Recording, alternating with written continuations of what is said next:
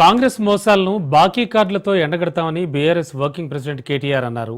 జూబ్లీహిల్స్ ఉప ఎన్నికల్లో కాంగ్రెస్కు గుణపాఠం తప్పదన్నారు. షేక్పేట్ సమతా కాలనీలో ఇంటింటికి తిరుగుతూ బాకీ కార్డులు పంచారు కేటీఆర్. కాంగ్రెస్ ప్రభుత్వం ఆడబిడ్డలకు 2,500, వృద్ధులకు 4,000 పెన్షన్ హామీ డబ్బులను బకాయి పెట్టిందన్నారు. స్కూటీలు, ఇతర హామీలు నెరవేర్చలేదని విమర్శించారు.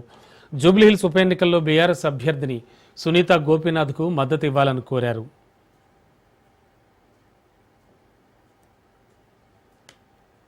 పార్టీ పెద్దలు ఏమనుకున్నారంటే ప్రజల జ్ఞాపక శక్తి చాలా తక్కువ, 100 రోజుల్లో అరిచేతిలో స్వర్గం చూపెట్టి నోటికొచ్చిన వాగ్దానాలు చేసి తర్వాత మర్చిపోయినా అడిగే వాళ్ళు ఎవరు లేరని చెప్పి ఇవాళ ఇష్టం వచ్చిన వాగ్దానాలు చేసి అడ్డగోలు హామీలు ఇచ్చి గద్దెనెక్కిన తర్వాత తప్పించుకునే ప్రయత్నం చేస్తా ఉన్నారు.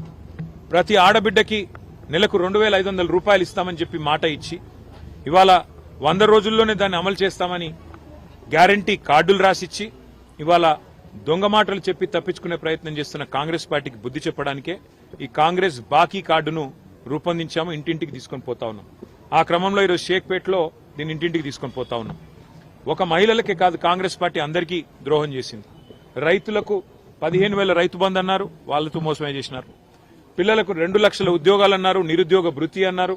మరి మొదటి సంవత్సరంలోనే 2 లక్షల ఉద్యోగాలు ఇచ్చేస్తామని నమ్మబలికినారు. ఈ రోజు వరకు కనీసం 6-7 వేల ఉద్యోగాలు కూడా ఇవ్వలేదు. అందుకే ప్రతి వర్గాన్ని వంచిన కాంగ్రెస్ పార్టీని వాళ్ళ మోసాన్ని ఎండగట్టడానికి జూబ్లీహిల్స్ ఉప ఎన్నిక ఒక మంచి అవకాశం. అందుకే ఈ బాకీ కార్డును ఇంటింటికి తీసుకొని పోతా ఉన్నాం.